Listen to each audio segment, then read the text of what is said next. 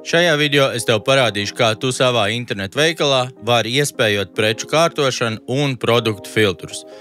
Pirmais solis – dodies kreisajā rīkjoslā uz sadaļu veikals, tad spied veikala iestatījumi un zemāk sarakstā atrodi lauciņus, iespējot filtrus un iespējot kārtošanu. Pārliecinies, ka tie ir atzīmēti un, ja vēlies, vari pārvaldīt arī filtrus. Spied uz pogas iestatījumi un redzēs opcijas, ka vari izvēlēties, kādas filtrus vēlies iespējot savā veikalā. Tātad vari dot iespēju saviem apmeklētājiem filtrēt produktus pēc cenas, pēc zīmola vai pēc pieejamības.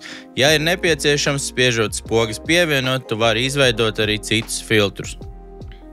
Noteikti iesaku šīs iespējas izmantot, jo šīs iespējas palīdzēs klientiem daudz ātrāk atrast un iegādāties to, ko viņi meklē.